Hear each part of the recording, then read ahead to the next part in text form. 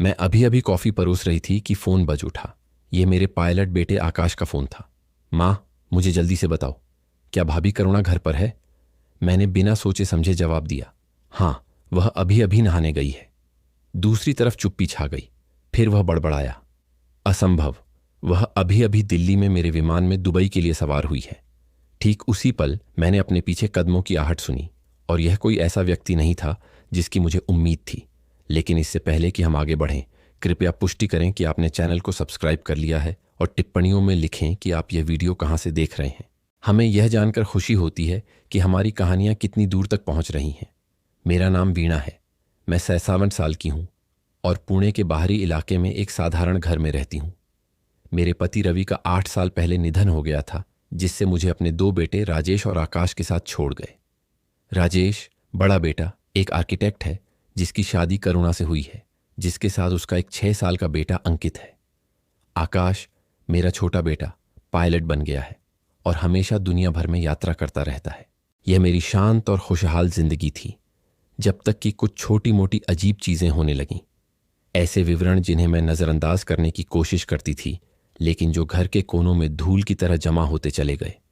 अगली सुबह किसी और सुबह की तरह शुरू हुई।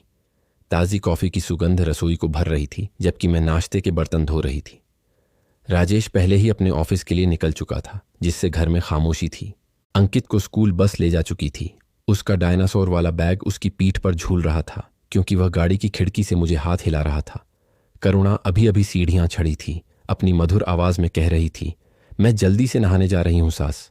मैंने मुश्किल से आखिरी प्लेट रखी ही थी कि फोन बज उठा। मैंने अपने हाथों को एप्रन से पोंछा और जवाब देने के लिए दौड़ी। आकाश की उत्साहित आवाज लाइन पर गूंज उठी, माँ, मैं यहां दिल्ली में रुककर आपको बस नमस्ते कहना चाहता था। सब लोग वहां कैसे हैं? हमने कुछ मिनटों तक मामूली बातों पर बातचीत की। आकाश हमेशा मेरी आंखों का तारा रहा है, वह जिसने बचपन से ही उड़ने का सपना पूरा किया था। उसकी आवाज एक दूर के गले लगने की तरह आराम देती थी, लेकिन अचानक उसका लहजा बदल गया और ज्यादा गंभीर हो गया। माँ, कुछ अजीब हुआ है। क्या करुणा घर पर है? मुझे सवाल अजीब लगा, लेकिन मैंने स्वाभाविक रूप से जवाब दिया, हां, वह अभी नहा रही है। क्यों? लाइन के दूसरी तरफ एक लंबी चुप्पी थी, इतनी लंबी कि मुझे लगा कि कॉल कट गई है। आकाश, तुम वहां हो? मां, यह असंभव है, उसने आखिरकार कहा। उसकी आवाज लगभग एक फुसफुसाहट थी। उसका पासपोर्ट मेरे हाथों में है, वह अभी अभी दुबई के लिए मेरी उड़ान में सवार हुई है। मैं घबराकर हंसी, यह सोचकर कि वह लोगों को भ्रमित कर रहा होगा। तुमने किसी समान व्यक्ति को देखा होगा बेटा। करुणा यहां घर पर है, मैंने अभी अभी उससे बात की है। लेकिन आकाश ने जोर दिया। उसने समझाया कि यात्रियों के सवार होने के बाद उसे गेट के पास एक गिरा हुआ पासपोर्ट मिला। जब उसने यह देखने के लिए खोला कि यह किसका है, तो वह करुणा का नाम और तस्वीर देखकर चौंक गया। जिज्ञासावश वह पुष्टि करने के लिए यात्री केबिन तक गया, और वहां वह थी, एक अच्छी तरह से कपड़े पहने हुए आदमी के बगल में पहली श्रेणी में बैठी थी, अंतरंगता से बात कर रही थी। वे एक जोड़े की तरह लग रहे थे मां, बहुत करीब। मेरा दिल ढोल की तरह धड़क रहा था। यह कैसे संभव हो सकता है? ठीक उसी पल बाथरूम में पानी की आवाज बंद हो गई। मैंने बेडरूम का दरवाजा खुलने की आवाज सुनी और करुणा की आवाज सीढ़ियों से नीचे आई, सास, फोन पर कौन है? मैं घबरा गई। बस एक दोस्त है, मैंने तेजी से जवाब दिया। मेरी आवाज कांप रही थी। मैंने जल्दबाजी में फोन काट दिया। अपने हाथ पसीने से भीगे हुए महसूस किए। करुणा कुछ मिनट बाद सीढ़ियों से नीचे आई। उसने एक हल्का नीला गाउन पहना हुआ था। उसके बाल नहाने से अभी भी नम थे। वह मेरी तरफ मुस्कुराई, जैसा कि वह हमेशा करती थी, बिना किसी घबराहट के। मैं अभी बाजार जा रही हूं, आपको कुछ चाहिए सास? मैंने एक मुस्कान जबरदस्ती की, हालांकि मुझे अपना दिल ढोल की तरह धड़कता हुआ महसूस हो रहा था। नहीं प्रिय, धन्यवाद। मैंने उसे सामने के दरवाजे से बाहर जाते हुए देखा। उसकी छाया गेट पर गायब हो गई। मैं सोफे पर ढह गई, अपने विचारों को व्यवस्थित करने की कोशिश कर रही थी। आकाश मुझसे झूठ नहीं बोलेगा, उसके पास ऐसी कहानी गढ़ने का कोई कारण नहीं था। लेकिन करुणा यहां थी, वास्तविक और पहचान योग्य। वह एक ही समय में 2 जगहों पर कैसे हो सकती थी? उस दोपहर मैं अकेली बरामदे में बैठी उन गुलाब के पौधों को देख रही थी जिन्हें मैंने महीनों पहले लगाया था। सूरज ढलना शुरू हो गया था, बगीचे में लंबी छायाएं डाल रहा था। आकाश का फोन दिमाग में घिसे हुए गाने की तरह गूंज रहा था। मुझे छोटी छोटी बातें याद आने लगीं जो पहले तुच्छ लगती थीं। ऐसे दिन थे जब करुणा स्नेही थी, अंकित को गले लगाती थी और उसे सुलाने के लिए गाती थी। अन्य दिनों में वह मुश्किल से बच्चे को देखती थी और जब वह ध्यान के लिए कहता था तो कठोरता से जवाब देती थी। मैं हमेशा इन बदलावों को मूड के बदलाव या थकान के लिए जिम्मेदार ठहराती थी, लेकिन अब सब कुछ संदिग्ध लग रहा था। मुझे कुछ महीने पहले का एक अवसर याद आया जब मैंने करुणा को अपने दाहिने हाथ से खरीदारी की सूची लिखते हुए देखा था। उसकी लिखावट बेदाग थी। अगले दिन वह बाईं ओर से लिख रही थी। उसके स्ट्रोक अनियमित और भ्रमित करने वाले थे। जब मैंने सवाल किया तो वह हंसी और बोली, मैं बस अभ्यास कर रही हूं सास।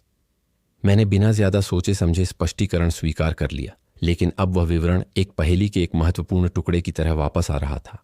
स्कूल से अंकित के लौटने ने मुझे मेरे गहरे विचारों से बाहर निकाला। वह दौड़ता हुआ आया।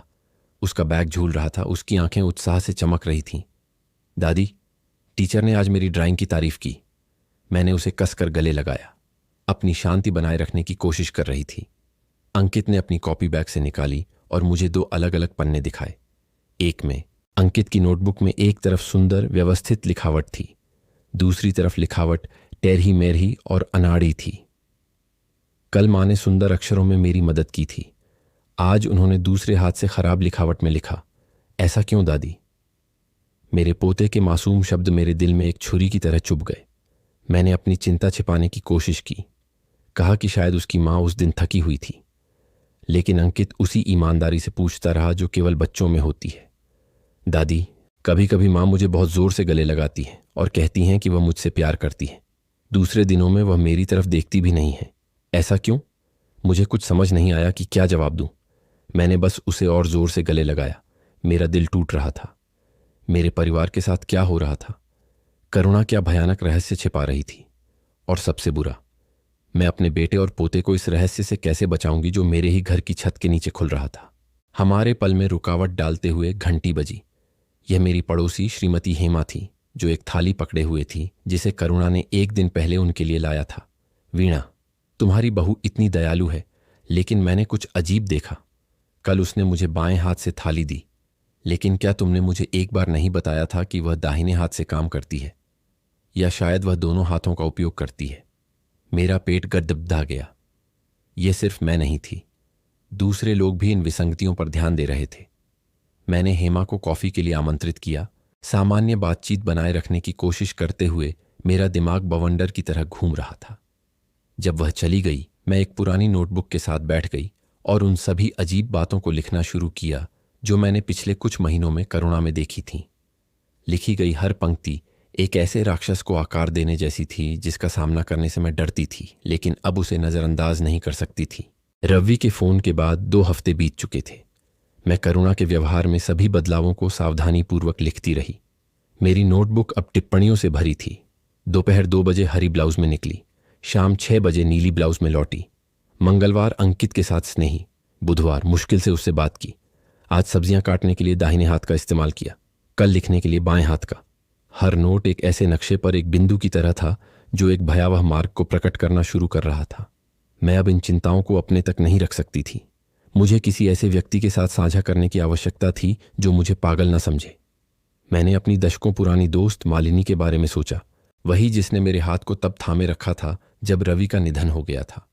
मैंने उसे फोन किया और कोने की छोटी कॉफी शॉप में मिलने का समय तय किया, जहां हम बुधवार को मिला करते थे। जब मैं पहुंची तो जगह लगभग खाली थी। ताज़ी पिसी हुई कॉफी की खुशबू हवा में फैल रही थी। मैंने एक अलग मेज चुनी जहां हमारी बातचीत कोई नहीं सुन सके। मालिनी हमेशा की तरह समय पर पहुंची। मुझे बस एक नज़र देखने की ज़रूरत थी और उसका चेहरा बदल गया। क्या हुआ वीणा? तुम ऐसी लग रही हो जैसे कई दिनों से सोई नहीं हो। मैंने गहरी सांस ली और सब कुछ बताया। रवि का फोन, पासपोर्ट, व्यवहार में बदलाव, हाथों का बदलना, मूड का अप्रत्याशित ज्वार की तरह ऊपर नीचे होना। मैंने अपनी नोटबुक उसे दी। मेरे हाथ हल्के से कांप रहे थे। मुझे पता है कि यह पागलपन लगता है मालिनी। शायद मैं बूढ़ी हो रही हूं, लेकिन मैं इसे अब और नज़रअंदाज नहीं कर सकती। मालिनी ने धीरे धीरे नोटबुक पलटी। उसकी भौहें एकाग्रता में सिकुड़ी हुई थीं। उसकी आंखों में कोई उपहास नहीं था, केवल सच्ची चिंता थी। तुमने सब कुछ ठीक से दर्ज किया है, उसने अंत में कहा। यह बदलाव संयोग से कहीं ज्यादा वास्तविक है। तुम्हें क्या लगता है क्या हो रहा है? मैंने अपना सिर हिलाया, मेरे कंधों पर संदेह का बोझ महसूस करते हुए। मुझे नहीं पता, मुझे बस इतना पता है कि मैं डरी हुई हूं। डरी हुई हूं कि करुणा क्या छिपा रही है। डरी हुई हूं कि इसका राजेश और अंकित पर क्या असर होगा। मालिनी ने मेरा हाथ मजबूती से पकड़ा। तुम्हें और गहराई से जांच करने की जरूरत है वीणा, किसी पर आरोप लगाने के लिए नहीं, बल्कि अपने परिवार की रक्षा के लिए। अपनी प्रवृत्ति पर भरोसा करो। उसी पल श्रीमती शोभा, स्थानीय बाजार में सब्जियां बेचने वाली महिला, कॉफी शॉप में दाखिल हुई। मुझे देखकर उसने मुस्कुराया और पास आई। श्रीमती वीणा, क्या संयोग है, मैंने कल आपकी बहू को बाजार में देखा था, इतनी दयालु और विचारशील। उसने वही ताज़ा धनिया खरीदा था जो उसे बहुत पसंद है, लेकिन आज सुबह वह मेरे पास से एक नाराज चेहरे के साथ गुजरी। मेरे अभिवादन का भी जवाब नहीं दिया। क्या कुछ हुआ है? मैंने एक मुस्कान जबरन खींची। वह थकी हुई होगी शोभा, तुम जानती हो कि जीवन कितना व्यस्त है। लेकिन अंदर से मेरा दिल और गहरा डूब गया। एक और व्यक्ति करुणा की विसंगतियों पर ध्यान दे रहा था। यह मेरी सनक नहीं थी। शोभा के चले जाने के बाद मालिनी ने फिर से मेरा हाथ दबाया। देखा, सिर्फ तुम ही नहीं हो, कुछ अजीब हो रहा है। अगले कुछ दिनों में मैंने तय किया कि मुझे नोट्स से आगे बढ़ने की जरूरत है। मुझे यह पता लगाना था कि करुणा कहाँ जाती थी जब वह कहती थी कि वह बाजार जा रही है या दोस्तों से मिलने। एक धूप वाले बुधवार को वह एक पीले रंग की फूलों वाली पोशाक पहने, बालों को एक सुंदर जूड़े में बांधे सीढ़ियों से नीचे आई। मैं बाजार जा रही हूं सास, कुछ घंटों में वापस आ जाऊंगी। जैसे ही वह निकली, मैंने अपना दुपट्टा लिया, धूप का चश्मा लगाया और सावधानी से बाहर निकली। सुरक्षित दूरी बनाए रखी। करुणा अपने सामान्य रास्ते पर चली, लेकिन बाजार वाली सड़क पर दाहिने मुड़ने के बजाय वह बाएं मुड़ी। एक अधिक साधारण पड़ोस में दाखिल हुई, जिसमें सादे घर और संकरी गलियां थीं। मेरा दिल इतनी जोर से धड़क रहा था कि मुझे लगा कि वह सुन सकती है। करुणा दृढ़ता से चलती रही, जैसे कि वह रास्ता अच्छी तरह जानती हो। वह एक संकरी गली में मुड़ी, जहां सूरज की रोशनी मुश्किल से इमारतों के बीच से आती थी। वह एक छोटे से पुरानी दीवारों वाले और घिसी हुई लकड़ी के दरवाजे वाले घर के सामने रुकी। उसने 3 बार खटखटाया और तेजी से अंदर चली गई। मैं एक दीवार के पीछे छिपी हुई अपनी सांसों को नियंत्रित करने की कोशिश करती हुई स्तब्ध रह गई। करुणा क्या कर रही थी उस जगह पर, हमारी दुनिया से इतनी दूर? मैं पास जाने की सोच रही थी, दरवाजा खटखटाने और उसे सामना करने की, पर डर ने मुझे रोक दिया। अगर मैं गलत हुई तो, अगर कोई वाजिब वजह हुई तो? मैंने घर वापस जाने का फैसला किया। मेरे दिमाग में अनगिनत सवाल घूम रहे थे। जैसे ही मैंने दरवाजा खोला, मुझे लगभग दिल का दौरा पड़ गया। करुणा रसोई में सब्जियां काट रही थी, एक सफेद ब्लाउज पहने हुए जो उस पीले कुर्ते से बिल्कुल अलग था जिसे पहनकर वह निकली थी। उसके चेहरे पर गंभीरता थी, लगभग दुश्मनी। आप कहाँ थीं? उसने सूखे स्वर में पूछा। मैं थोड़ा लड़खड़ाते हुए बोली कि मैं टहलने गई थी। यह कैसे मुमकिन था? मैंने उसे उस घर में 30 मिनट पहले ही जाते देखा था। वह इतनी जल्दी वापस आकर कपड़े कैसे बदल सकती थी? मैं अपने कमरे में गई। दिल ढोल की तरह धड़क रहा था, हाथ कांप रहे थे। मेरे घर में कुछ भयानक हो रहा था, कुछ ऐसा जो मेरी समझ से बाहर था। उस रात अंकित मेरे कमरे में रोते हुए आया। उसकी गालें लाल थीं। दादी, मम्मी ने मुझे डांटा सिर्फ इसलिए कि मैंने अपना जूस गिरा दिया। कल तो उन्होंने मुझे गले लगाया था और कहानी भी सुनाई थी। आज वह इतनी नाराज क्यों है? मैंने अपने पोते को जोर से गले लगा लिया। मेरी आंखों से गर्म आंसू बह रहे थे। उसके शब्दों ने सिर्फ मेरे संदेह की पुष्टि की। हमारी जिंदगी में 2 करुणाएं थीं, एक मीठी और प्यारी, दूसरी ठंडी और दूर। सवाल यह था कि उनमें से असली कौन सी थी? एक रात बेचैन रहने के बाद मैंने एक फैसला लिया। मैं उस रहस्यमयी घर में वापस जाऊंगी और सच का पता लगाऊंगी, चाहे वह कितना भी दर्दनाक क्यों ना हो। मैंने एक पारिवारिक तस्वीर ली जिसमें करुणा राजेश और अंकित के साथ मुस्कुरा रही थी। मैंने उसे अपने पर्स में रखा और जवाब खोजने के लिए निकल पड़ी। उस सुबह की धुंधली रोशनी में पड़ोस और भी सुनसान लग रहा था। मुझे वहीं उखड़ी दीवारों वाला घर मिला। लकड़ी का घिसा हुआ दरवाजा वैसा ही था जैसा मुझे याद था। मैं एक छोटी दुकान के सामने रुकी जहां एक बूढ़ी महिला टोकरा में फल सजा रही थी। माफ कीजिए, मैंने कहा पारिवारिक तस्वीर दिखाते हुए। क्या आपने इस लड़की को यहां देखा है? महिला ने अपना चश्मा ठीक किया और तस्वीर को ध्यान से देखा। हाँ, वह हमेशा सामने वाले मकान नंबर 12 में आती है। एक सभ्य लड़की है। मैंने धन्यवाद दिया और धीरे धीरे उस बताए गए घर की ओर चलने लगी। हर कदम पिछले से भारी लग रहा था। मुझे वहां क्या मिलेगा? मैं कौन सा भयानक रहस्य जानने वाली थी? मैंने गहरी सांस ली और 3 बार दरवाजा खटखटाया। एक पल का सन्नाटा रहा, फिर हिचकिचाते हुए कदमों की आवाज पास आई। दरवाजा धीरे धीरे खुला और मेरी दुनिया ठहर गई। मेरे सामने करुणा जैसी दिखने वाली एक युवती थी। वही चेहरा, वही आंखें, वही शरीर। बस फर्क था तो उसकी डरी हुई अभिव्यक्ति और सादे कपड़े जो उसने पहने थे। करुणा, मेरी आवाज लगभग फुसफुसाहट में निकली। युवती पीछे हट गई, दरवाजा बंद करने की कोशिश कर रही थी, लेकिन घर के अंदर से दूसरी आवाज आई, बीना, अब और मत भागो, यह सब खत्म होना चाहिए। एक दूसरी महिला युवती के पीछे दिखाई दी, जो करुणा की हूबहू प्रतिकृति थी। वह पतली थी, उसके छोटे बाल थे और अभिव्यक्ति गंभीर लेकिन सौम्य थी। उसने मुझे पहचान और सहानुभूति के मिश्रण के साथ देखा। वीणा जी, है ना? मैं अनु, बीना की दोस्त हूं। कृपया अंदर आइए, सच जानने का समय आ गया है। मैं उस छोटे से घर में दाखिल हुई। हवा में दवाइयों की भारी गंध थी। कमरे के एक कोने में एक बुजुर्ग व्यक्ति एक पतले बिस्तर पर कमजोरी से करवटें ले रहा था। दीवारों पर सीलन के दाग थे और सीमेंट का फर्श कई जगहों से टूटा हुआ था। हमारी दुनिया से बिल्कुल अलग दुनिया। मैं एक लकड़ी की कुर्सी पर बैठ गई जो मेरे वजन से चरमरा उठी। करुणा जैसी दिखने वाली युवती ने अपना सिर नीचे कर लिया था, मेरी नजरों से बच रही थी। मैं करुणा नहीं हूं, उसने आखिरकार कहा। उसकी आवाज एक फुसफुसाहट थी। मेरा नाम बीना है। मैं खामोश रही, जो हो रहा था उसे समझने की कोशिश कर रही थी। 2 हूबहू महिलाएं, यह कैसे संभव था? अन्नू ने एक गिलास पानी दिया और समझाना शुरू किया। बीना बहुत गरीब है वीणा जी। उसके पालक माता पिता बीमार हैं, खासकर वो सामने लेटे हुए श्रीमान अजीत। 3 साल पहले संयोग से बीना बाजार में करुणा से मिली थी। वे 2 बूंद पानी की तरह एक जैसी थीं। करुणा ने इसमें एक मौका देखा और एक समझौता प्रस्तावित किया। वह बीना को अच्छा भुगतान करेगी ताकि बीना कभी कभी उसकी जगह ले सके, कुछ घंटों के लिए खुद को करुणा बताकर। मैंने बीना की ओर देखा, जो अब चुपचाप रो रही थी। उसके कंधे हार से झुके हुए थे। उसकी जगह क्यों लेती थी? मैंने पूछा, मेरी आवाज गुस्से से कांप रही थी। करुणा को इसकी क्या जरूरत थी? बीना ने आखिरकार ऊपर देखा। उसकी आंखें आंसुओं से लाल थीं। मुझे सब कुछ नहीं पता मैडम। वह बस मुझसे कहती थी, घर पर रहो, घर के काम करो, बच्चे की देखभाल करो। और वह मुझे अपने माता पिता की दवाइयों के लिए पर्याप्त पैसे देती थी। मेरे पास कोई विकल्प नहीं था। अनु ने दृढ़ आवाज में हस्तक्षेप किया।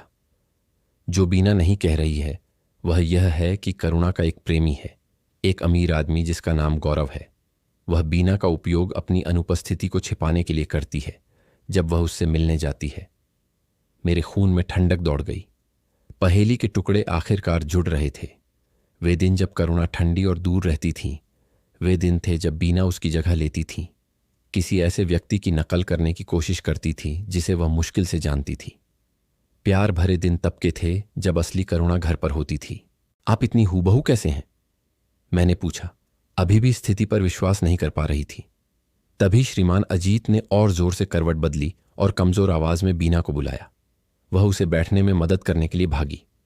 उन्होंने मुझे अपनी उम्र से धुंधली आंखों से देखा। यह कोई संयोग नहीं है, उन्होंने खांसी के बीच कहा। बीना गोद ली हुई है।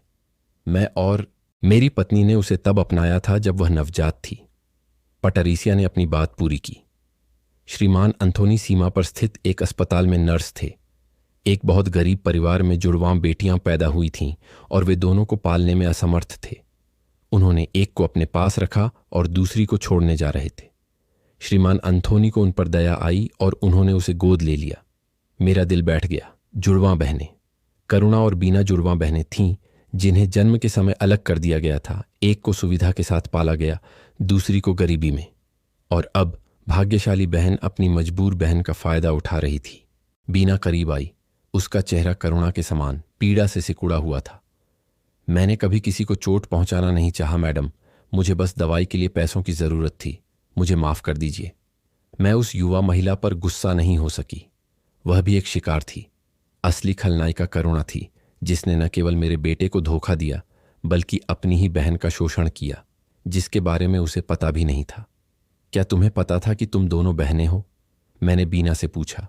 उसकी आंखें चौड़ी हो गईं। वह वाकई हैरान थी। बहनें? नहीं, कभी नहीं। करुणा ने कभी इसका जिक्र नहीं किया, बस कहा कि यह एक इत्तेफाक है कि कभी कभी अनजान लोग भी एक जैसे दिखते हैं। मैंने बीना के कांपते हाथों को अपने हाथों में लिया। मुझे तुम्हारी मदद की जरूरत है ताकि हम सच को सामने ला सकें, तुम्हें सजा देने के लिए नहीं, बल्कि मेरे बेटे और मेरे पोते की रक्षा के लिए।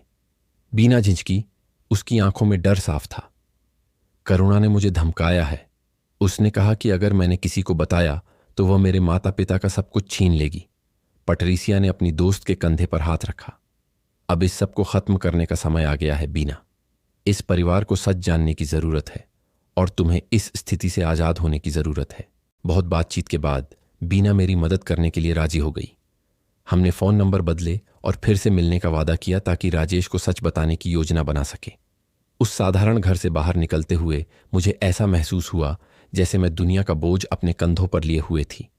मेरे बेटे का दिल टूट जाएगा, लेकिन सच, चाहे कितना भी दर्दनाक क्यों ना हो, जरूरी था। वापस आते समय मैं एक दवा की दुकान पर रुकी और श्रीमान अंथोनी के लिए जरूरी दवाएं खरीदी।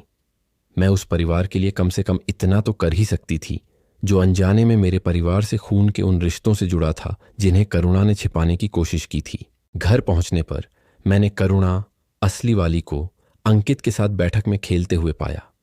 उसने मुझे अपनी उस मिठास भरी मुस्कान के साथ देखा जिसे मैं अब जानती थी कि वह सिर्फ एक मुखौटा था। मैंने सामान्य व्यवहार करने की पूरी कोशिश की, लेकिन मेरा दिल ढोल की तरह धड़क रहा था। जिस महिला को मैं अपनी बहू मानती थी, जिसे मैंने अपने परिवार में अपनाया था, जिसे मैं अपनी बेटी की तरह प्यार करती थी, वह एक झूठी थी जिसने अपनी अनजान बहन का शोषण किया और मेरे बेटे को धोखा दिया। उस रात मैंने आकाश को फोन किया। बेटे, तुम्हें जितनी जल्दी हो सके घर आना होगा और वह पासपोर्ट लाना होगा जो तुम्हें मिला था। आकाश ने मेरी आवाज में घबराहट महसूस की। क्या कुछ गंभीर हुआ है मां? हाँ बेटे, मैंने जवाब दिया। मेरी आंखों में आंसू आ गए। मुझे कुछ भयानक पता चला है, कुछ ऐसा जो हमारे परिवार को हमेशा के लिए बदल देगा। आकाश के आने का इंतजार करने वाले वो 3 दिन मेरी जिंदगी के सबसे लंबे दिन थे। मैं करुणा को लगातार देखती रही, अब नई नजरों से। हर इशारा, हर शब्द का एक अलग अर्थ था। मुझे पता था कि वह कब खुद थी और कब बीना उसकी नकल करने की कोशिश कर रही थी। अब जब मुझे अंतर पता था तो वे इतने स्पष्ट लग रहे थे कि मैं सोचती थी कि मैंने पहले क्यों नहीं देखा। इस दौरान मैंने बीना से 2 बार और मुलाकात की। उसे खाना और दवाएं ले गईं। मैंने उसकी कहानी, उसके दुख, अपने गोद लिए माता पिता को कम से कम सम्मान के साथ रखने के लिए उसके रोजाना के संघर्ष को बेहतर ढंग से जाना। मेरा दिल उसके लिए टूट गया। एक युवा महिला जिसे कभी अपने असली परिवार को जानने का मौका नहीं मिला, जिसका उसकी अपनी जुड़वां बहन ने इस्तेमाल किया, जिसके बारे में उसे पता भी नहीं था। तीसरे दिन मैंने एक विशेष रात्रि भोज तैयार किया। मैंने मेज पर सबसे अच्छी मेजपोश बिछाई, मोमबत्तियां जलाईं, राजेश को पसंद आने वाला चिकन करी और अंकित को पसंद आने वाली सब्जियां पकाईं। यह कोई उत्सव नहीं था, बल्कि एक युग के अंत और दूसरे की शुरुआत का संकेत था। राजेश काम से थका हुआ आया, सजी हुई मेज देखकर हैरान था। क्या हम कुछ मना रहे हैं मां? बस एक पारिवारिक रात्रिभोज, मैंने जवाब दिया, अपनी आवाज को स्थिर रखने की कोशिश करते हुए। करुणा थोड़ी देर बाद दिखाई दी।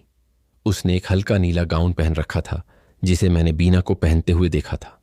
उसने हमेशा की तरह मुस्कुराया, लेकिन उसकी आंखों में एक तनाव था। शायद उसे शक था कि कुछ गलत है। अंकित भोजन की गंध से उत्साहित होकर बैठक में दौड़ गया। दादी, आपने वह स्वादिष्ट चिकन बनाया है।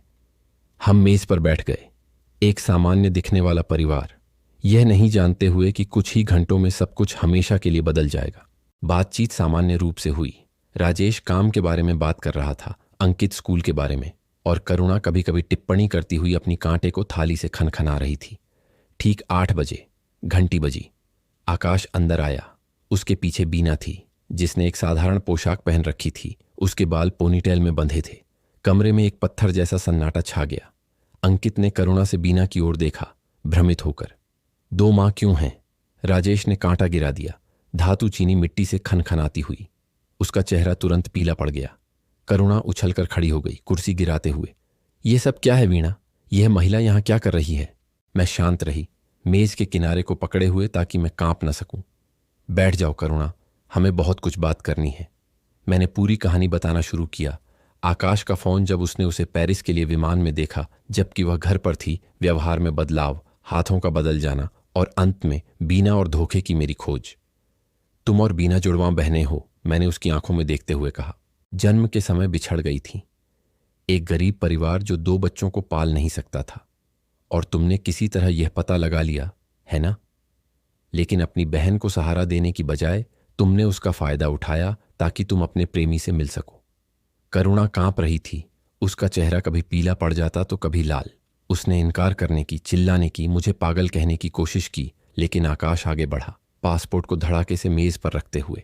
यह तुम्हारा पासपोर्ट है जिस पर पिछले हफ्ते दुबई से आने और जाने की मुहर लगी है, उसने ठंडे लहजे में कहा। तुम एक साथ 2 जगहों पर नहीं हो सकती करुणा। राजेश सदमे में था। करुणा से बीना की तरफ देख रहा था, जैसे उसे अपनी आंखों पर विश्वास नहीं हो रहा हो। अंकित मेरे पास सिकुड़कर बैठ गया, डरा हुआ, हवा में ध्यान लगाए हुए। करुणा आखिरकार घिरकर फट पड़ी। हाँ, यह सच है। मेरा एक प्रेमी है समीर, मुझे वह सब देता है जो मैं चाहती हूं। एक आलीशान जिंदगी जो तुम राजेश कभी नहीं दे सकते। मैं इस साधारण जिंदगी, इस घर, इस परिवार से तंग आ चुकी हूं। उसके शब्द तेज खंजर की तरह थे। राजेश धीरे धीरे उठा। उसका चेहरा दर्द से कराह रहा था। यह कैसे हो सकता है? और अंकित के बारे में तुमने कभी सोचा? करुणा हंसी, एक ठंडी और बेजान आवाज। अंकित, मुझे सच में उसकी देखभाल करनी होगी, इसीलिए मैंने बीना का इस्तेमाल किया ताकि वह गंदा काम करे जबकि मैं अपनी जिंदगी जी सकूं। बीना, जो अब तक खामोश थी, एक कदम आगे बढ़ी। तुम्हें पता था कि हम बहनें हैं और तुमने मुझे कभी नहीं बताया। तुमने मेरा इस्तेमाल किया। करुणा ने उसे तिरस्कार से देखा। तो क्या, तुम मेरे बिना कुछ भी नहीं होती। मैंने तुम्हारी सेवाओं के लिए अच्छा भुगतान किया। सेवाएं? बीना गुस्से से कांप रही थी। तुमने मुझे अच्छे लोगों को धोखा देने के लिए मजबूर किया। मेरे दिखावे से एक मासूम बच्चे को दुख पहुंचाया। इसका कोई मोल नहीं है करुणा। अंकित डर से एक से दूसरी को देख रहा था। उसकी मासूम आंखें वयस्कों के इस नाटक को समझ नहीं पा रही थीं। वह मेरी तरफ मुड़ा, मेरा हाथ पकड़ते हुए। दादी, इन दोनों में से मेरी असली मां कौन है? उस सवाल से मेरा दिल टूट गया। मैंने उसे कसकर गले लगाया, तुरंत जवाब देने में असमर्थ। एक 6 साल के बच्चे को कैसे समझाया जाए कि उसकी मां उसे नियमित रूप से एक और आदमी के साथ रहने के लिए छोड़ देती थी? करुणा ने अपना पर्स उठाया और बिना पीछे देखे दरवाजे की तरफ बढ़ी। वह बस एक पल के लिए रुकी, राजेश की तरफ मुड़ी। मुझे तलाक चाहिए, मेरा वकील संपर्क करेगा। और वह चली गई, एक भारी खामोशी छोड़कर, जैसे कमरे पर एक समाधि का पत्थर रखा गया हो। राजेश एक कुर्सी पर बैठ गया, चेहरा हाथों में छिपाए, उसके कंधे खामोश सिसकियों से हिल रहे थे। अंकित उसकी तरफ दौड़ा, उसे कसकर गले लगाते हुए। पापा, रोना मत, मैं आपसे प्यार करता हूं। वे सरल और पवित्र शब्द विनाश के बीच एक मरहम की तरह थे। मैं पास गई और अपने बेटे के कंधे पर हाथ रखा। हम इसे एक साथ पार करेंगे राजेश, हम एक परिवार हैं।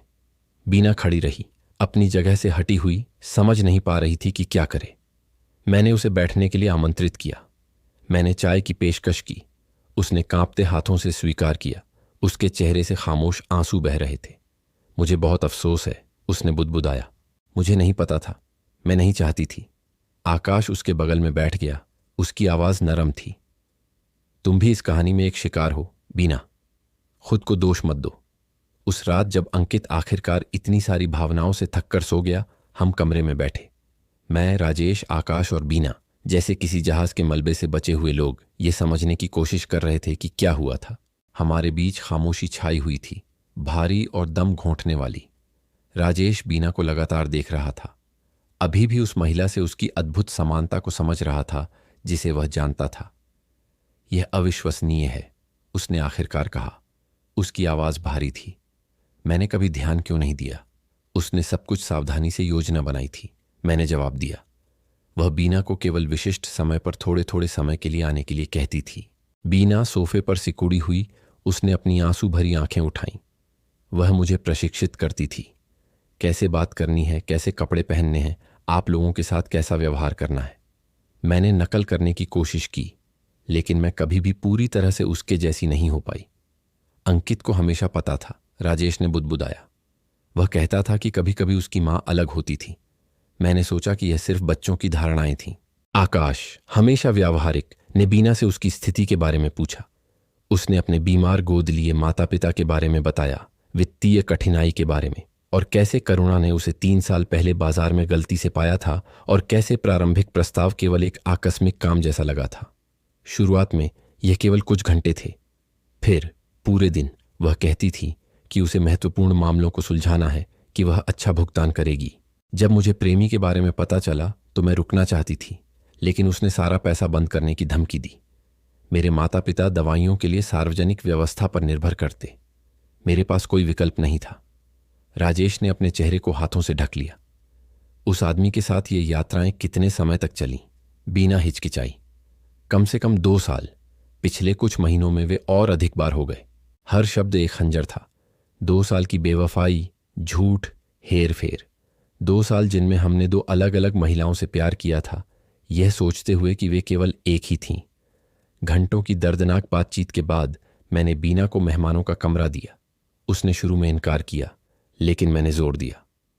तुम भी इस कहानी में एक शिकार हो और अब हम जानते हैं कि तुम परिवार हो। मैं तुम्हें नहीं छोड़ूंगी। अगले दिन राजेश अंकित को स्कूल ले गया। हमेशा की तरह अराजकता के बीच कुछ सामान्यता बनाए रखने की कोशिश कर रहा था। आकाश बीना के गोद लिए माता पिता को लेने गया, जो अकेले नहीं रह सकते थे। हमने बुजुर्ग जोड़े को भूतल के मेहमानों के कमरे में स्थापित किया, यह सुनिश्चित करते हुए कि उन्हें आराम और आवश्यक चिकित्सा देखभाल मिलेगी। अगले हफ्तों में तलाक की प्रक्रियाएं शुरू हुईं। करुणा ने विरोध नहीं किया, अंकित की हिरासत नहीं मांगी, सुनवाई में उपस्थित नहीं हुई। उसके वकील ने बताया कि वह यूरोप में राजीव मेहता, एक रियल एस्टेट व्यवसायी के साथ रह रही थी। उसने हमारी पारिवारिक संपत्ति पर किसी भी अधिकार का त्याग कर दिया, बशर्ते राजेश उसे घर छोड़ने के लिए मुकदमा न करे या वित्तीय मुआवजा न मांगे। ऐसा लगा जैसे उसने हमारे साथ अपने जीवन को पूरी तरह से मिटा दिया था। अंकित को हमने बड़ी कोमलता से समझाया कि उसकी मां को कुछ समय के लिए दूर जाना पड़ा, लेकिन हम सब उसे बहुत प्यार करते हैं। करुणा की मौजूदगी से चीजें और जटिल हो गईं। एक बच्चे को कैसे समझाया जाए कि उसकी मां के 2 रूप थे? शुरुआत में करुणा अंकित से दूरी बनाए रखती थी, उसे और भ्रमित होने से डरती थी, लेकिन बच्चों में अनुकूलन की अद्भुत क्षमता होती है। एक दोपहर मैंने अंकित को बगीचे में उसे अपने चित्र दिखाते हुए देखा। बुआ करुणा, देखो मैंने स्कूल में क्या बनाया है। बुआ करुणा, वह उसे ऐसे ही बुलाने लगा था, उस असंभव स्थिति को समझने का अपना तरीका बना रहा था। करुणा मुस्कुराई, उसकी आंखों में भावनाएं चमक रही थीं और उसने सच्चे दिल से चित्र को देखा। यह बहुत सुंदर है अंकित, तुम में बहुत प्रतिभा है। मैंने बरामदे से यह दृश्य देखा। उदासी और आशा का मिला जुला एहसास हुआ। हमारा परिवार बिखर गया था, लेकिन वे पहले से ही खुद को फिर से बनाने के नए रास्ते खोजने लगे थे। करुणा एक असाधारण व्यक्ति निकली, दयालु, मेहनती, सभी की भलाई के लिए सच्ची चिंता करने वाली। धीरे धीरे उसने हमारे घर में अपनी जगह बना ली। अब करुणा की जगह नहीं, बल्कि खुद के रूप में।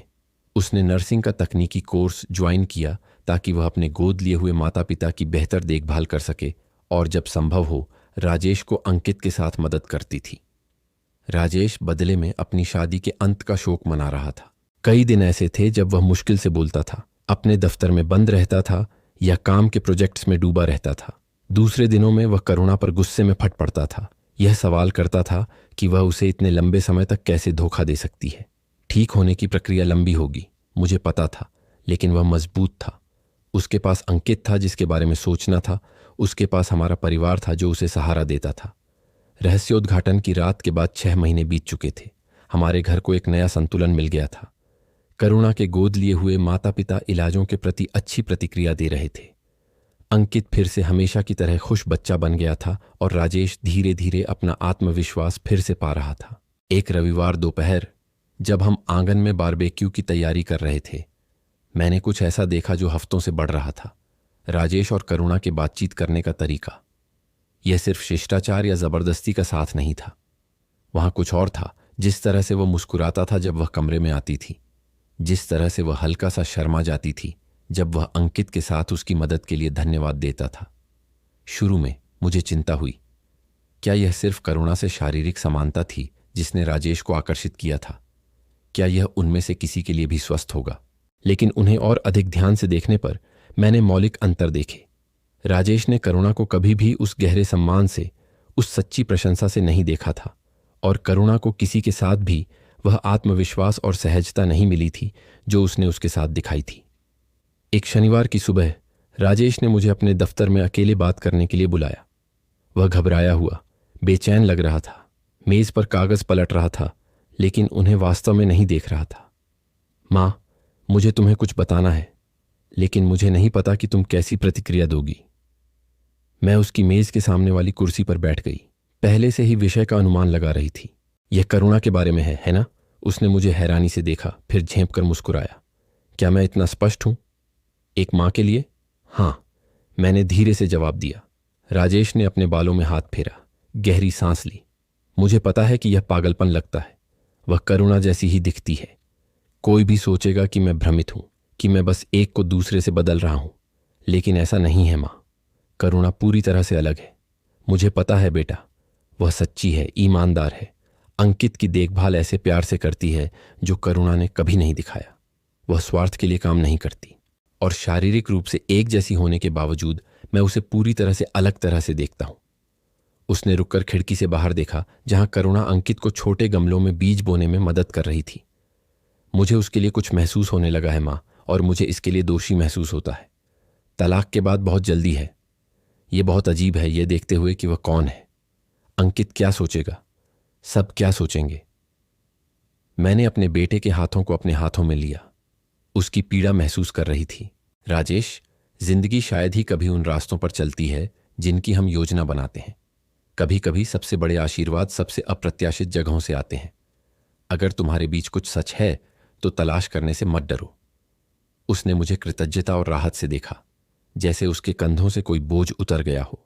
मैं उससे धीरे धीरे बात करूंगा, बिना दबाव के, यह देखने के लिए कि क्या वहां कुछ सच है या मैं सिर्फ कल्पना कर रहा हूं। अगले हफ्तों में मैंने राजेश और करुणा के बीच सावधानीपूर्वक मेलजोल को कोमलता से देखा। छोटे छोटे इशारे, अंकित के सो जाने के बाद बरामदे में लंबी बातचीत, नाश्ते की मेज पर मुस्कुराते हुए चेहरे।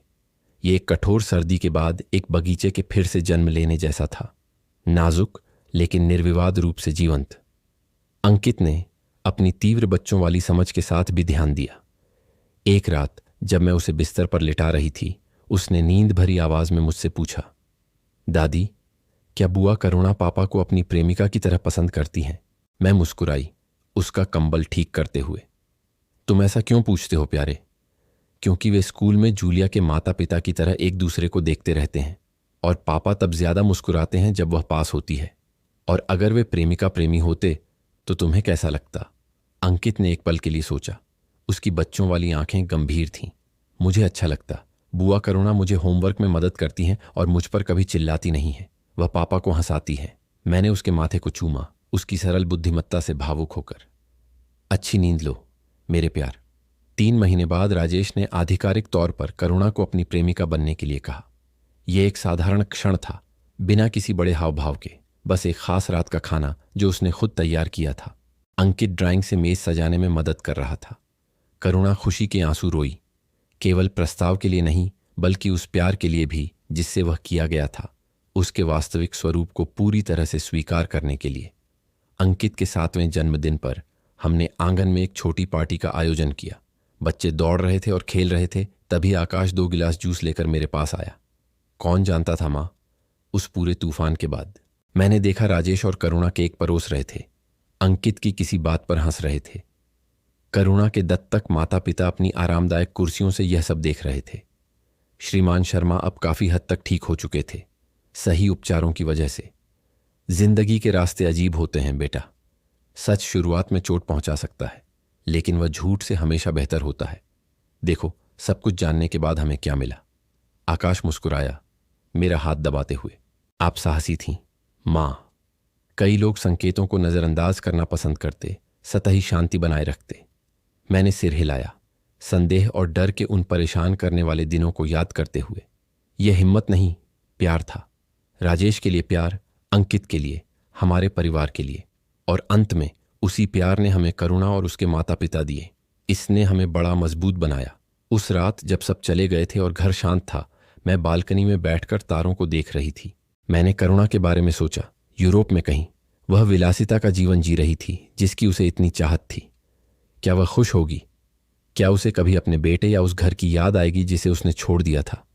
मेरे दिल में कोई गुस्सा नहीं था, बस एक दूर की उदासी थी कि क्या हो सकता था। लेकिन तभी मुझे रसोई से हल्की हंसी की आवाज सुनाई दी। राजेश और करुणा एक साथ बर्तन धो रहे थे, धीमी आवाज में बातें कर रहे थे। और मैं जानती थी कि सब कुछ के बावजूद हम वहीं थे जहां हमें होना चाहिए था। जिंदगी ने हमें वह नहीं दिया था जो हम चाहते थे, बल्कि वह दिया था जिसकी हमें जरूरत थी। रहस्योद्घाटन के 1 साल बाद मुझे एक अप्रत्याशित पत्र मिला। लिफाफे पर फ्रांसीसी टिकट था और अंदर केवल करुणा की सुंदर लिखावट में एक छोटा सा कार्ड था। करुणा उस खुशी की हकदार है जो उसे मिली है। उसका और अंकित का ख्याल रखना, मुझे मत खोजना। मैंने कार्ड किसी को नहीं दिखाया। कुछ पुल एक बार जल जाने के बाद फिर से बनाने की जरूरत नहीं होती। करुणा ने अपनी पसंद बना ली थी और हमने अपनी। उसी दिन राजेश मेरे पास एक छोटी मखमली डिब्बी हाथ में लेकर आया। उसकी आंखें उम्मीद और घबराहट से चमक रही थीं। क्या यह बहुत जल्दी है माँ? करुणा और मैं सिर्फ कुछ महीनों से साथ हैं। मैंने डिब्बी खोली तो एक साधारण और सुंदर अंगूठी मिली। एक छोटा नीला पत्थर रोशनी में चमक रहा था। सही समय वही होता है जो तुम्हें सही लगे बेटा। तुम दोनों लगभग 2 साल से एक दूसरे को जानते हो, एक ही छत के नीचे रहते हो, रोजमर्रा की खुशियों और दुखों को साझा करते हो। यह किसी भी सामाजिक प्रथा से ज्यादा मायने रखता है। राजेश राहत महसूस कर मुस्कुराया। मैं इस सप्ताहांत उसका हाथ मांगूंगा। मैंने श्रीमान शर्मा और श्रीमती शर्मा से बात कर ली है। वे भावुक हो गए। और अंकित, क्या वह जानता है? यह उसका ही विचार था। राजेश हंसा। उसने कहा कि वह चाहता है कि बुआ करुणा आधिकारिक तौर पर परिवार का हिस्सा बने ताकि कोई उसे दूर न ले जा सके। मेरी आंखें आंसुओं से भर गईं। इतने दर्द के बाद मेरा परिवार फिर से खुशी का रास्ता खोज रहा था। प्रस्ताव पार्क में एक पिकनिक के दौरान किया गया था, जिसमें अंकित ने योजना में सक्रिय रूप से भाग लिया। उसने करुणा को एक उपहार का डिब्बा दिया, जिसमें रंगीन कागजों की कई परतों के नीचे अंगूठी और बच्चे के हाथ से लिखा एक कार्ड था। क्या तुम मेरी सच्ची मां बनोगी? करुणा रोई, अंकित को कसकर गले लगाया, और जब राजेश औपचारिक रूप से घुटनों के बल बैठा तो वह पहले ही खुशी के आंसुओं के बीच हाँ कह रही थी। शादी साधारण और आरामदायक थी। हमारे घर के आंगन में एक सुनहरी शरद रथु की शाम को आयोजित की गई थी। करुणा ने हाथी दांत का एक गाउन पहना था, जिसे उसने खुद सिलने में मदद की थी। हाथों में ताजी गेंदे के फूलों का गुलदस्ता था। अंकित अपने छोटे सूट में गर्व से गंभीरता से अंगूठियां लेकर आया। समारोह के दौरान मैंने अपने चारों ओर के चेहरों को देखा। आकाश भावुक होकर मुस्कुरा रहा था। करुणा के दत्तक माता पिता चुपचाप खुशी के आंसू रो रहे थे। हमारे दोस्त और पड़ोसी जिन्होंने मुश्किल समय में हमारा साथ दिया था। वहां मौजूद हर कोई न केवल एक मिलन का, बल्कि खोज, क्षमा और नई शुरुआत की एक असाधारण यात्रा का गवाह था। जब राजेश और करुणा ने अपने सरल और सच्चे वादे बदले तो मेरा दिल कृतज्ञता से भर गया। जिस परिवार को मैंने सच्चाई से नष्ट होने का डर था, वह न केवल बच गया था, बल्कि और मजबूत और प्रामाणिक और अधिक पूर्ण होकर फिर से जन्मा था। उसके बाद हुई पार्टी में अंकित मेरे पास दौड़ता हुआ आया। उसकी आंखें उत्साह से चमक रही थीं। दादी, अब बुआ करुणा मेरी सच्ची मां है और उसने वादा किया है कि वह कभी नहीं जाएगी। मैंने अपने पोते को गले लगाया, उसकी शुद्ध खुशी महसूस करते हुए। हाँ मेरे प्यार, वह हमेशा तुम्हारी सच्ची मां रहेगी। बाद में जब मेहमान विदा होने लगे, करुणा मेरे पास आई। वह अब करुणा की प्रतिलिपि नहीं दिखती थी। समान शारीरिक समानता के बावजूद उसमें एक अपनी रोशनी थी, एक अनूठी उपस्थिति जिसे कभी भ्रमित नहीं किया जा सकता था। वीणा जी, उसने कहा मेरे हाथ पकड़कर, मैं आपका पर्याप्त धन्यवाद कभी नहीं कर पाऊंगी। आप सब कुछ के बाद मुझे अस्वीकार कर सकती थी, मुझे केवल झूठ का हिस्सा मान सकती थी, लेकिन आपने मुझे एक घर, एक परिवार, एक ऐसा जीवन दिया जिसकी मैंने कभी कल्पना भी नहीं की थी। मैंने उसे कसकर गले लगाया, आंसुओं को अपने चेहरे पर महसूस करते हुए। तुम हमेशा इस परिवार का हिस्सा थी करुणा, बस हम नहीं जानते थे। उस रात जब सब चले गए और घर अंततः सो गया, मैं बालकनी में बैठी तारों को निहारते हुए मैं उस अजीबोगरीब सफर के बारे में सोच रही थी जो हमें यहां तक ले आया था। उन छोटे छोटे संकेतों के बारे में जिन्हें मैंने नजरअंदाज करने की कोशिश की थी, और उस हिम्मत के बारे में जो मुझे सच्चाई का सामना करने के लिए जुटानी पड़ी थी। अगर मैंने चुप्पी साध ली होती, अगर मैंने अपनी आंखों के सामने मौजूद हकीकत को न देखने की सहूलियत चुन ली होती, तो आज हम कहाँ होते? राजेश अभी भी झूठ में जी रहा होता, अंकित धोखे पर आधारित परिवार में पल बढ़ रहा होता, और उसकी मां करुणा अपनी बहन द्वारा शोषण का शिकार हो रही होती, जिसके बारे में उसे कभी पता भी नहीं चला था। उनके माता पिता को जरूरी देखभाल नहीं मिल पा रही होती। सच्चाई पहले तो बहुत दर्दनाक थी, तबाह करने वाली थी, लेकिन यह मुक्तिदायक भी थी। इसने भ्रम की दीवारें गिरा दी और हमें उन मलबों पर कुछ नया और सच्चा बनाने की इजाज़त दी। मैंने कमरे की खिड़की की ओर देखा, जहां राजेश और करुणा अब पति पत्नी के रूप में सो रहे थे और अंकित के कमरे में हल्की रात की रोशनी चमक रही थी। मेरा परिवार, जैसा मैंने सोचा था, उससे बहुत अलग, लेकिन हम सब ने मिलकर जो कुछ भी सहा था उसकी वजह से यह अनमोल था। मैंने तारों को देखकर मुस्कुराया, अपने दिल में एक गहरी शांति महसूस कर रही थी। कभी कभी हमें सच्ची रोशनी पाने के लिए अंधेरों का सामना करने की हिम्मत करनी पड़ती है, और चाहे रास्ता कितना भी डरावना हो, चाहे खुलासे कितने भी दर्दनाक हो, सच्चाई हमेशा इसके लायक होती है। क्योंकि अंत में हमारे परिवारों की रक्षा रहस्य नहीं करते, बल्कि उनका सामना करने की हिम्मत और टूटी हुई चीज़ों को फिर से बनाने की ताकत करती है। और इस पुनर्निर्माण में हम अक्सर न केवल वह पाते हैं जो हमने खोया था, बल्कि कुछ और भी कीमती, एक सच्चे प्यार का मौका, जो भ्रम पर आधारित नहीं, बल्कि हम वास्तव में कौन हैं इस पर आधारित है।